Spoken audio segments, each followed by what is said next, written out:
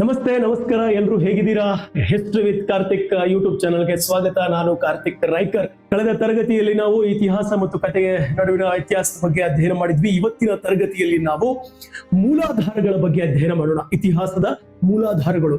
ನೋಡಿ, ಮೂಲಾಧಾರ ಅನ್ನುವಂತಹ ಒಂದು ಟಾಪಿಕ್ ಅನ್ನ ನೀವು ಸರಿಯಾಗಿ ತಿಳ್ಕೊಂಡ್ಬಿಟ್ರೆ ಇತಿಹಾಸಕ್ಕೆ ಎವಿಡೆನ್ಸ್ ಎಲ್ಲಿಂದ ಸಿಗುತ್ತೆ, ಸಾಕ್ಷಿ ಎಲ್ಲಿಂದ ಸಿಗುತ್ತೆ, ಇತಿಹಾಸ ಹೆಂಗ್ ಬರೀತಾರೆ, ಹೆಂಗ್ ಗೊತ್ತಾಗುತ್ತೆ ಅವ್ರಿಗೆ ಇತಿಹಾಸ ಹಿಂಗೆ ಆಗಿತ್ತು ಅಂತ ನಮ್ಗೆಲ್ಲ ಸಾವಿರಾರು ಪ್ರಶ್ನೆಗಳು ಇರ್ತಾವಲ್ಲ, ಅದಕ್ಕೆಲ್ಲ ಒಂದೇ ಉತ್ತರ ಅಂದ್ರೆ ಸೋರ್ಸಸ್ ಆಫ್ ಹಿಸ್ಟ್ರಿ. ಇವತ್ತಿನ ಕ್ಲಾಸ್ ನಲ್ಲಿ ನಾವು ಇತಿಹಾಸದ ಮೂಲಾಧಾರಗಳು, ನಾನು ಈ ಕಡೆ ಸರ್ಕೊಳ್ಳ, ಓಕೆ, ಇತಿಹಾಸದ ಮೂಲಾಧಾರಗಳು, ಸೋರ್ಸ್ ಆಫ್ ಹಿಸ್ಟ್ರಿನ ತಿಳ್ಕೊಳ್ಳೋಣ. ಆ ಮೂಲಾಧಾರದ ಪ್ರಕಾರಗಳು ಯಾವುದು ಅನ್ನೋದನ್ನ ತಿಳ್ಕೊಳ್ಳೋಣ. ಟೈಪ್ಸ್ ಆಫ್ ಹಿಸ್ಟ್ರಿಯನ್ನ ತಿಳ್ಕೊಳ್ಳೋಣ.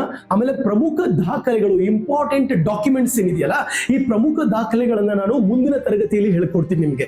ಯಾಕಂದ್ರೆ ಪ್ರಮುಖ ದಾಖಲೆಗಳು ನಿಮ್ಗೆ PDF ರೂಪದಲ್ಲಿ ಡಿಸ್ಕ್ರಿಪ್ಷನ್ ಅಲ್ಲಿ ಲಿಂಕ್ ಹಾಕ್ತೀನಿ, ಅದನ್ನ ಡೌನ್ಲೋಡ್ ಮಾಡ್ಕೊಳ್ಳಿ. ಯಾಕಂದ್ರೆ ಪ್ರಮುಖ ದಾಖಲೆಗಳನ್ನ ಹೇಳ್ತಾ ಹೋದ್ರೆ ನಿಮ್ಗೆ ಕ್ಲಾಸ್ 1 ಗಂಟೆ ಆದ್ರೂ ಮುಗಿಯೋದಿಲ್ಲ, ಅಷ್ಟು ಡಾಕ್ಯುಮೆಂಟ್ಸ್ ಇರ್ತವೆ, ಅಂದ್ರೆ ಅಷ್ಟು ಸೋರ್ಸ್ ಇರುತ್ತೆ ಹಿಸ್ಟ್ರಿದು. ಹಾಗಾಗಿ ಇದನ್ನ ನಿಮ್ಗೆ ನೋಟ್ಸ್ ಕೊಡ್ತೀನಿ ನಾನು. ಮತ್ತೆ ನಾವು ಯಾವಾಗ ನಮ್ಮ ದೊಡ್ಡ ಕ್ಲಾಸ್ ಅನ್ನ ಶುರು ಮಾಡ್ತೀವಲ್ಲ, ಮಾಸ್ಟರ್ ಕ್ಲಾಸ್ ಶುರು ಮಾಡ್ತೀವಿ, ಆವಾಗ ಸೋರ್ಸ್ ಆಫ್ ಡಾಕ್ಯುಮೆಂಟ್ಸ್ ಬಗ್ಗೆ ಪರ್ಟಿಕ್ಯುಲರ್ ಆಗಿ ಒಂದು ಕ್ಲಾಸ್ ಕೂಡ ಮಾಡ್ತೀನಿ, ಆಯ್ತಾ? ಮೂಲಾಧಾರ ಅಂದ್ರೆ ಏನು ನೋಡಿ. ಒಂದು ಇತಿಹಾಸ ನಾವು ಪುಸ್ತಕದಲ್ಲಿ ಓದ್ತೀವಿ, ಇತಿಹಾಸದಲ್ಲಿ ಹೀಗಾಯ್ತು, ಇತಿಹಾಸದಲ್ಲಿ ಹಾಗಾಯ್ತು ಅಂತ. ಯಾರಾದ್ರೂ ಟೈಮ್ ಮಷಿನ್ ತಗೊಂಡು ಹೋಗಿ ಆ ಟೈಮ್ ಹೋಗಿ ಹೀಗೆಲ್ಲ ಆಗಿತ್ತು ಅಂತ ಯಾರಾದ್ರೂ ಫೋಟೋ ಹೊಡ್ಕೊಂಡು ವಿಡಿಯೋ ಮಾಡ್ಕೊಂಡು ಸೆಲ್ಫಿ ತಗೊಂಡು ಬಂದಿದ್ರ? ನೋ. ಹಂಗಂದ್ರೆ ನಮ್ಗೆ ಇತಿಹಾಸ ಹೀಗೆ ಆಗಿತ್ತು, ಹಾಗೆ ಆಗಿತ್ತು, ಇವರೇ ರಾಜರು, ಇವ್ರು ಹಿಂಗಿದ್ರು, ಇಷ್ಟೊಂದು ಶ್ರೀಮಂತರಿದ್ರು, ಅವ್ರದ್ದು ಆಡಳಿತ ಹಂಗಿತ್ತು, ಅವ್ರ ಸಾಮಾಜಿಕ ವ್ಯವಸ್ಥೆ ಹಿಂಗಿತ್ತು ಅಂತ ನಾವು ಹೆಂಗ್ ಹೇಳ್ತೀವಿ? ಸೋರ್ಸ್, ಮೂಲಾಧಾರಗಳಿಲ್ಲದೆ ಇತಿಹಾಸ ಇಲ್ಲ. ನಾನು ಮುಂಚೆ ಕತೆ ಮತ್ತೆ ಇತಿಹಾಸದ ವಿಡಿಯೋದಲ್ಲಿ ಹೇಳಿದ್ದೀನಿ, ಏನು ಮೂಲಾಧಾರಗಳಿಲ್ಲದೆ ಇತಿಹಾಸ ಇಲ್ಲ. ಏನು ಮೂಲಾಧಾರ ಅಂದ್ರೆ ಎವಿಡೆನ್ಸ್, ಸಾಕ್ಷಿ, ಪ್ರೂಫ್, ಇವುಗಳೇ ಮೂಲಾಧಾರಗಳು. ಅರ್ಥ ಆಯ್ತಾ? ಅಲ್ಲಿ ನೋಡಿ, ಗತಕಾಲದಲ್ಲಿ ಏನಾಯ್ತು ಅಂದ್ರೆ ಭೂತಕಾಲದಲ್ಲಿ, ಪಾಸ್ಟ್ ಅಲ್ಲಿ ಏನಾಯ್ತು ಎಂಬುದನ್ನ ತಿಳಿಯಲು ಸಹಾಯ ಮಾಡುವ ಯಾವುದೇ ಮಾಹಿತಿ, ವಸ್ತು ಆಗಿರ್ಲಿ, ಬರಹ ಆಗಿರ್ಲಿ, ಆ ದಾಖಲೆ ಆಗಿರ್ಲಿ, ಅದನ್ನ ನಾವು ಇತಿಹಾಸದ ಮೂಲಾಧಾರ ಅಂತ ಕರಿತೀವಿ. ಅರ್ಥ ಆಯ್ತಾ? ನಮಗೆ ಇತಿಹಾಸ ರಚನೆ ಮಾಡಕ್ಕೆ ಬೇಕಾಗಿರುವಂತ ಪ್ರೂಫ್, ಎವಿಡೆನ್ಸ್ ಏನ್ ಸಿಗುತ್ತೆ, ಸೋರ್ಸ್, ಅದನ್ನ ನಾವು ಮೂಲಾಧಾರ ಅಂತ ಕರಿತೀವಿ. ಈ ಮೂಲಾಧಾರಗಳು ಇಲ್ಲದೆ ಇದ್ರೆ ನಮ್ಮ ಇತಿಹಾಸ ಕತೆ ಎಲ್ಲ ದಂತಕತೆ ಆಗ್ಬಿಡುತ್ತೆ. ಇನ್ನು ಮೂಲಾಧಾರದ ಅವಶ್ಯಕತೆ ಏನು ನೋಡಿ. ಗತಕಾಲದ ಸತ್ಯವನ್ನ ತಿಳ್ಕೊಳ್ಬೇಕು, ಹಿಂದೆ ಹಿಂಗಾಗಿತ್ತು ಅಂತ ತಿಳ್ಕೊಳ್ಬೇಕಂದ್ರೆ ಸೋರ್ಸ್ ಬೇಕಲ್ಲ. ಇಲ್ಲಂದ್ರೆ ನೀವ್ ಹೇಳ್ತೀರಾ, ಏನೇನೋ ಹೇಳ್ತಾರೆ, ಒಳ್ಳು ಕತೆ ಹೇಳ್ತಿದ್ದಾರೆ, ಬುರುಡೆ ಬಿಡಬೇಡ ಅಂತ ಎಲ್ಲ ಹೇಳ್ತೀರಾ. ಸಾಕ್ಷಿ ಬೇಕಲ್ಲ, ಎವಿಡೆನ್ಸ್ ಬೇಕಲ್ಲ. ಆ ಎವಿಡೆನ್ಸ್ ಈ ಸೋರ್ಸ್ಗಳು. ಈ ಹಿಂದೆ ಹಿಂಗಾಗಿತ್ತು ಅನ್ನೋದಕ್ಕೆ ಏನೋ ಒಂದು ಸಾಕ್ಷಿ, ಒಂದು ಸತ್ಯ, ಇದು ಸೋರ್ಸ್ಗಳು. ಗತಕಾಲದ ಸತ್ಯವನ್ನ ತಿಳಿಯಕ್ಕೆ, ಸುಳ್ಳು ಕಲ್ಪನೆಗಿಂತ ನೈಜತೆ ಅರ್ಥ ಮಾಡಿಕೊಳ್ಳಕ್ಕೆ, ಸುಳ್ಳು ಇರಬಹುದು ಅಂತ, ಕಲ್ಪನೆ ಇರಬಹುದು ಅಂತ, ಆ ಸುಳ್ಳು ಮತ್ತೆ ಕಲ್ಪನೆಯನ್ನ ಮೀರಿ ಒಂದು ಸತ್ಯಾಂಶವನ್ನ ತಿಳ್ಕೊಳ್ಬೇಕಂದ್ರೆ ನಮಗೆ ಮೂಲಾಧಾರಗಳ ಅವಶ್ಯಕತೆ ತುಂಬಾ ಇರುತ್ತೆ. ಇನ್ನು ಸಂಸ್ಕೃತಿ, ಸಂಪ್ರದಾಯ, ರಾಜಕೀಯ, ಆರ್ಥಿಕತೆ, ಕಲೆಯ ಬೆಳವಣಿಗೆಯನ್ನ ತಿಳಿಬೇಕಂದ್ರೆ ನೋಡಿ, ನಮ್ಮ ಸಂಸ್ಕೃತಿ, ನಾವು ಹರಪ್ಪ ಸಂಸ್ಕೃತಿ, ಸಿಂಧು ನಾಗರಿಕತೆಯಿಂದ ಬಂದ್ವಿ. ಮುಂಚೆ ನಾವು ಇದು ಏನು ಶಿಲಾಯುಗ ಸಂಸ್ಕೃತಿಯಿಂದ ಸಿಂಧು ಬಯಲಿನ ನಾಗರಿಕತೆಯ ಸಂಸ್ಕೃತಿಯನ್ನ ನಾವು ನೋಡ್ತೀವಿ. ಅದಾದ ನಂತರ ಜನಪದ, ಮಹಾಜನಪದ, ಹೀಗೆ ಮಹಾನ್ ಸಾಮ್ರಾಜ್ಯಗಳ ಬೆಳವಣಿಗೆ ಆಯ್ತು. ನಂತರ ಕುಟುಂಬ ವ್ಯವಸ್ಥೆ, ಅವೆಲ್ಲವನ್ನ ನೋಡ್ತೀವಿ ನಾವು. ಅದು ಹೇಗ್ ಬೆಳವಣಿಗೆ ಆಯ್ತು, ನಮ್ಮ ಸಂಸ್ಕೃತಿ ಹೇಗ್ ಬೆಳವಣಿಗೆ ಆಯ್ತು, ನಮ್ಮ ರಾಜಕೀಯದಲ್ಲಿ ಏನ್ ಬೆಳವಣಿಗೆ ಆಯ್ತು, ಅದೆಲ್ಲ ನಮ್ಗೆ ಗೊತ್ತಾಗೋದು ಸೋರ್ಸ್ ಇಂದ. ಆ ಸೋರ್ಸ್ ಏನ್, ನೀವು ಸೋರ್ಸ್ ಅಂತಿದ್ದಾನೆ, ಮೂಲಾಧಾರ ಅಂತಿದ್ದಾನೆ, ಅದು ಯಾವ ತರದ ಮೂಲಾಧಾರ ಅದು ಅನ್ನೋದನ್ನ ತಿಳ್ಕೊಳ್ಳೋಣ, ಆಯ್ತಾ? ಮಾನವ ಬೆಳೆದು ಬಂದ ಹಾದಿಯನ್ನ ಅರ್ಥ ಮಾಡ್ಕೊಳ್ಬೇಕು ಅಂದ್ರೂ ಕೂಡ ನಮ್ಗೆ ಈ ಸೋರ್ಸ್ ಬೇಕು. ಅಂದ್ರೆ ಮುಂಚೆ ಮಾನವ ಹೀಗಿದ್ದ, ಆಮೇಲೆ ಹೀಗಾದ, ಮುಂಚೆ ಅವನು ಜೀನ್ಸ್ ಪ್ಯಾಂಟ್ ಹಾಕ್ತಿರ್ಲಿಲ್ಲ, ಮುಂಚೆ ಅವನು ಲುಂಗಿ ಲಪಾಟಿಯನ್ನ ಉಡ್ಕೋತಿದ್ದ, ಅದಕ್ಕಿಂತ ಮುಂಚೆ ಅವನು ಹೆಂಗಿದ್ದ, ಅದಕ್ಕಿಂತ ಮುಂಚೆ ಬೆತ್ತಲೆ ಇದ್ದ, ಅದೆಲ್ಲ ಗೊತ್ತಾಗೋದು ನಮ್ಗೆ ಇತಿಹಾಸದಿಂದ, ಮೂಲಾಧಾರಗಳಿಂದ. ಬನ್ನಿ ಇವಾಗ ಇತಿಹಾಸದ ಆ ಸೋರ್ಸ್, ಮೂಲಾಧಾರಗಳು ಎಷ್ಟು ಪ್ರಕಾರವಾಗಿದ್ದಾವೆ. ನಾನೊಂದು ಚಾರ್ಟ್ ಇದೆ, ಆ ಚಾರ್ಟ್ ನಾನು ರೆಡಿ ಮಾಡಿದ್ದೀನಿ. ಆ ಚಾರ್ಟ್ ನ ನೀವೇನಾದ್ರೂ ಮೆಮರೈಸ್ ಮಾಡ್ಬಿಟ್ರೆ, ಕಲ್ತ್ಕೊಂಡ್ಬಿಟ್ರೆ, ನಿಮ್ಗೆ ಯಾರಾದ್ರೂ ಮೂಲಾಧಾರಗಳ ಹಿಸ್ಟ್ರಿಗೆ ಎಲ್ಲಿಂದಪ್ಪ ಸೋರ್ಸ್ ಸಿಗುತ್ತೆ, ಹಿಸ್ಟ್ರಿ ಬರೀತಾರಲ್ಲ ಅದಕ್ಕೆ ಎಲ್ಲಿಂದ ಸಾಕ್ಷಿಗಳೆಲ್ಲ ಎಲ್ಲಿ ಸಿಗುತ್ತೆ ಅಂತ ಕೇಳ್ಬಿಟ್ರೆ, ಪಟ್ ಪಟ್ ಪಟ್ ಪಟ್ ಅಂತ ಚಾರ್ಟ್ ನ ನೆನಪು ಮಾಡ್ಕೊಂಡ್ಬಿಟ್ರೆ ಪಟ್ ಅಂತ ಹೇಳ್ಬಿಡ್ತೀರಾ ನೀವು. ಈ ಚಾರ್ಟ್ ಇಲ್ಲಿದೆ ನೋಡಿ, ಚೆನ್ನಾಗಿದೆಯಾ ಚಾರ್ಟ್? ನಾನೊಂದು ಸ್ವಲ್ಪ ಸೈಡ್ ಬರ್ತೀನಿ, ನೋಡ್ಕೊಳ್ಳಿ, ಚಾರ್ಟ್ ನೋಡ್ಕೊಳ್ಳಿ. ಓಕೆ, ನೋಡಿದ್ರಾ? ಇವಾಗ ನಾನು ಎಕ್ಸ್ಪ್ಲೈನ್ ಮಾಡ್ತೀನಿ ಇದನ್ನ. ಚಾರ್ಟ್ ನ ನೋಡಿ, ಸಿಂಪಲ್ ಆಗಿದೆ. ಮೂಲಾಧಾರ, ಹೌದಾ? ಇಲ್ಲಿದೆ ಮೂಲಾಧಾರ. ಮೂಲಾಧಾರಗಳಲ್ಲಿ 2 ಪ್ರಕಾರ, ಮುಖ್ಯವಾಗಿ 2 ಪ್ರಕಾರದ ಮೂಲಾಧಾರಗಳನ್ನ ನೋಡ್ತೀವಿ. ಒಂದು ಸಾಹಿತ್ಯಿಕ ಮೂಲಾಧಾರ, ಇನ್ನೊಂದು ಪುರಾತತ್ವ ಮೂಲಾಧಾರ. ಇವತ್ತಿನ ಕ್ಲಾಸ್ ಅಲ್ಲಿ ನಾನು ನಿಮ್ಗೆ ಅದನ್ನೇ ಹೇಳ್ತೀನಿ. ಮೂಲಾಧಾರಗಳಿಗೆ ಸಂಬಂಧಪಟ್ಟಾಗೆ ಇನ್ನೂ 4 ಕ್ಲಾಸ್ಗಳು ಬರುತ್ತೆ. ಅರ್ಥ ಆಯ್ತಾ? ನಾನು ಅದರಲ್ಲಿ ಸಾಹಿತ್ಯಿಕ ಮೂಲಾಧಾರ ಅಂದ್ರೆ ಏನು, ಪುರಾತತ್ವ ಮೂಲಾಧಾರ ಏನು ಅಂತ ನಿಮ್ಗೆ ಸ್ವಲ್ಪ ಬ್ರೀಫ್ ಆಗಿ ಸ್ವಲ್ಪ ಡೀಪ್ ಆಗಿನೂ ಹೇಳ್ತಾ ಹೋಗ್ತೀನಿ.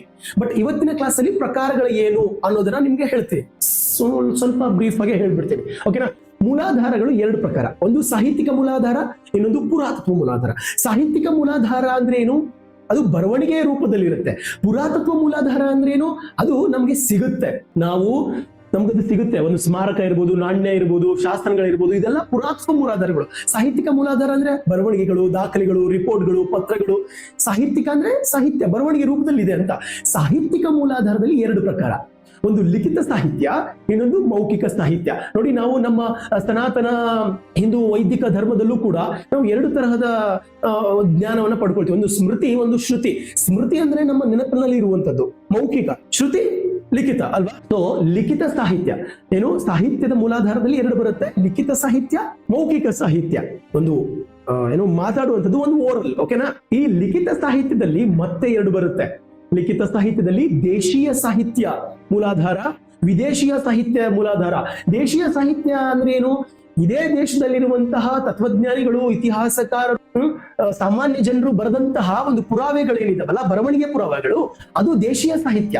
ವಿದೇಶೀಯ ಸಾಹಿತ್ಯ ಅಂದ್ರೆ ವಿದೇಶದಿಂದ ನಮ್ಮ ದೇಶಕ್ಕೆ ಸುತ್ತಾಡಕ್ಕೆ, ಎಂಜಾಯ್ ಮಾಡಕ್ಕೆ, ವ್ಲಾಗಿಂಗ್ ಮಾಡಕ್ಕೆ ಬಂದಿದ್ರಲ್ಲ, for example Hiuen Tsang, Itsing, Abu Fazal, ಇವರೆಲ್ಲ, ಡೊಮಿಂಗೋ ಪಾಯಸ, ಇವರೆಲ್ಲ ವಿದೇಶಿ, ಅವರು ಬರೆದಂತಹ ರಿಪೋರ್ಟ್ಗಳು, ದಾಖಲೆಗಳು, ಪುಸ್ತಕಗಳು ವಿದೇಶಿ ಸಾಹಿತ್ಯ ಬರವಣಿಗೆಗಳು. ಇವೆಲ್ಲ ನಮ್ಗೆ ಇತಿಹಾಸ ರಚನೆ ಮಾಡಕ್ಕೆ, ಇತಿಹಾಸ ಪ್ರೂಫ್ ಕೊಡುತ್ತೆ, ಇತಿಹಾಸ ಹಿಂಗ ಆಗಿತ್ತು ಅನ್ನೋದಕ್ಕೆ ಪ್ರೂಫ್ ಕೊಡುತ್ತೆ. ಕ್ರಾಸ್ ಈ ನಮ್ಮ ದೇಶದವ್ರು ಬರೆದಿದ್ದು ಮತ್ತೆ ಅವ್ರು ಬರೆದಿದ್ದು ಎರಡನ್ನ ಕ್ರಾಸ್ ಚೆಕಿಂಗ್ ಮಾಡಿದಾಗ ಯಾವ್ದು ಸತ್ಯ ಅನ್ನೋದು ಗೊತ್ತಾಗುತ್ತೆ. ಓಕೆನಾ? ಇನ್ನು ಮೌಖಿಕ ಸಾಹಿತ್ಯಕ್ಕೆ ಬಂದ್ರೆ, ಸಾಹಿತ್ಯ ಮೂಲಾಧಾರದಲ್ಲಿ ಎರಡು ಪ್ರಕಾರ, ಲಿಖಿತ ಸಾಹಿತ್ಯ, ಮೌಖಿಕ ಸಾಹಿತ್ಯ. ಕನ್ಫ್ಯೂಸ್ ಮಾಡ್ಕೋಬೇಡಿ, ಚಾರ್ಟ್ ನ ಸರಿಯಾಗಿ ಇದು ಮಾಡ್ಕೊಳ್ಳಿ, ಬೇಕಾದ್ರೆ ಸ್ಕ್ರೀನ್ ಶಾಟ್ ತಗೊಳ್ಳಿ. ಓಕೆನಾ? ಲಿಖಿತ ಸಾಹಿತ್ಯ ನಾನು ಹೇಳಿದೆ. ಮೌಖಿಕ ಸಾಹಿತ್ಯದಲ್ಲಿ ಮತ್ತೆ ಇಲ್ಲಿ ಲಾವಣಿ ಪದಗಳು ಬರುತ್ತೆ. ಲಾವಣಿ ಮಹಾರಾಷ್ಟ್ರ ಕಡೆ ಎಲ್ಲ ಜಾಸ್ತಿ ಲಾವಣಿ ಅಲ್ವಾ. ಜಾನಪದ ಕತೆ, ಜಾನಪದ ಹಾಡು ಬರುತ್ತೆ. ನಮ್ಮ ಉತ್ತರ ಕರ್ನಾಟಕದ ಕಡೆ ಜಾನಪದ ಹಾಡು ಗೊತ್ತಲ್ವಾ. ಇನ್ನು ಐತಿಹ್ಯ ಅಂದ್ರೆ ಅದು ಸ್ಥಳಗಳ ಪುರಾಣದ ಬಗ್ಗೆ ಹೇಳುತ್ತೆ. ಐತಿಹ್ಯ ಅಂದ್ರೆ ಬಾಯಿಂದ ಬಾಯಿಗೆ, ತಲೆಮಾರಿನಿಂದ ತಲೆಮಾರಿಗೆ ಒಂದು ಸ್ಥಳ, ಒಂದು ಲೋಕಲ್ ಇತಿಹಾಸದ ಬಗ್ಗೆ ಹೇಳುವಂತದ್ದು ಐತಿಹ್ಯ. ಸರಿನಾ?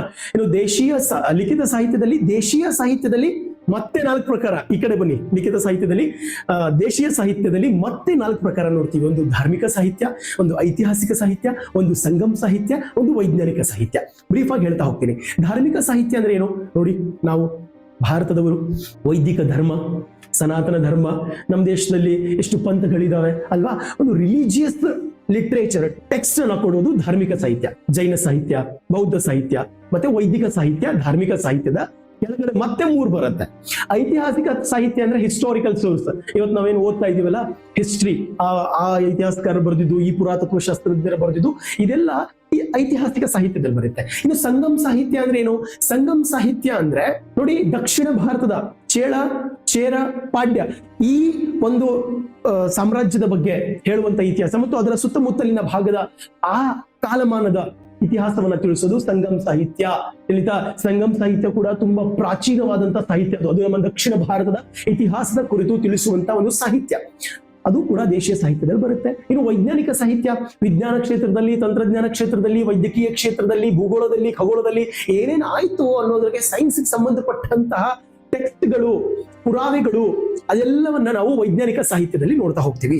ಇನ್ನು ವಿದೇಶೀಯ ಸಾಹಿತ್ಯ, ಈಗ ವಿದೇಶಿಯರಂದ್ರೆ ಬರೀ ಚೀನಾ, ಹ್ಯೂಯನ್ ಸಾಂಗ್ ಅಷ್ಟೇ ಇಲ್ಲ, ಬೇರೆ ದೇಶದವರು ಬಂದ್ರು. ಆದ್ರೆ ಅದರಲ್ಲಿ ಪ್ರಮುಖವಾಗಿ ನಾವು 4 ಜನರ ಹಿಡ್ಕೋತೀವಿ. ಒಂದು ಗ್ರೀಕ್, ಒಂದು ರೋಮನ್, ಒಂದು ಚೀನಿ, ಇನ್ನೊಂದು ಮುಸ್ಲಿಂ ಬರಹಗಾರರು ಅಂತ. ಮೊಘಲ್ ಟೈಮ್ ಪೀರಿಯಡ್ ಅಲ್ಲಿ, ಮತ್ತೆ ಈ ಗಜನಿ, ಘೋರಿ ಅವರ ಟೈಮ್ ಪೀರಿಯಡ್ ಅಲ್ಲಿ ಬಂದಂತ ಇತಿಹಾಸಕಾರರು, ಕವಿಗಳು, ಲೇಖಕರು, ಅವರನ್ನ ನಾವು ಇಲ್ಲಿ ಓದ್ತೀವಿ.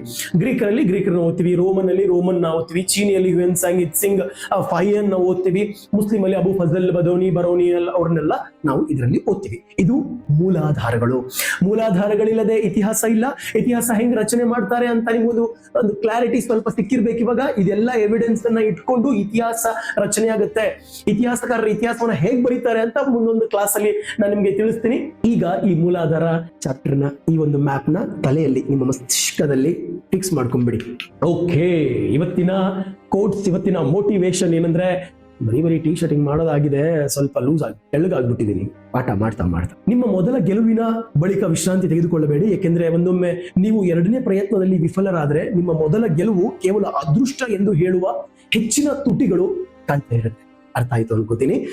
ಡಾಕ್ಟರ್ APJ ಅಬ್ದುಲ್ ಕಲಾಂ ಅವರು ಹೇಳಿದಂತಹ ಮಾತಿದು. APJ ಅಬ್ದುಲ್ ಕಲಾಂ ಅವರ ಒಂದೊಂದು ಮಾತುಗಳು ಕೂಡ ತುಂಬಾ ಅದ್ಭುತ ರೀ ಅಲ್ವಾ. ನೋಡಿ, ಫಸ್ಟ್ ನಾವು ಏನೋ ಒಂದು ಕೆಲಸ ಮಾಡಿದ್ವಿ, ನಾವು ಗೆದ್ಬಿಟ್ವಿ ಅಂತ ತುಂಬಾ ಖುಷಿ ಪಟ್ಕೊಂಡು ರಾಯರ್ ಕುದುರೆ ಕತ್ತೆ ಆಗೋದ್ ಬೇಡ ಅಲ್ವಾ. ಕುದುರೆ ಅವಾಗ ಕುದುರೆ ಆಗಿದ್ರೇನೆ ಸರಿ. ಹರಿಯೋ ನೀರಿಗೆನೆ ಬೆಲೆ ಇರೋದು, ನಿಂತ ನೀರಿಗೆ ಬೆಲೆ ಅಷ್ಟೊಂದಿಲ್ಲ ರೀ ಅಲ್ವಾ. ನಾವು ಹರಿಯೋ ನದಿನೇ ಆಗೋಣ, ನೀರಾಗೋಣ, ಸರಿನಾ. ನಮ್ಮ ಮೊದಲ ಸಕ್ಸಸ್ ಅಷ್ಟೊಂದು ಖುಷಿ ಪಟ್ಟು ವಿಜೃಂಭಿಸಿ ಎಲ್ಲ ಮರೆತು ಹೋಗೋದ್ ಬೇಡ. ಪ್ರತಿನಿತ್ಯವೂ ಆ ಪ್ರಯತ್ನದಲ್ಲಿ ಮುಂದಾಗೋಣ, ನಮ್ಮ ಕನಸಿನ ದಾರಿಯಲ್ಲಿ ನಾವು ಮುನ್ನುಗ್ಗೋಣ. ಇದಿಷ್ಟು ಈ ತರಗತಿಯ ವಿಷಯ. ಮತ್ತೆ ಮುಂದಿನ ತರಗತಿಯಲ್ಲಿ ಸಿಗೋಣ. ಖುಷಿಯಾಗಿರಿ, ನಗ್ತಾ ಇರಿ, ನಗಿಸ್ತಾ ಇರಿ, ಕುಡಿ ಕಲಿಯೋಣ, ಕುಡಿ ಬೆಳೆಯೋಣ. ನಿಮ್ಮೆಲ್ಲರ ಕನಸು ನನಸಾಗಲಿ. ಖುಷಿಯಾಗಿರಿ. ಜೈ ಹಿಂದ್.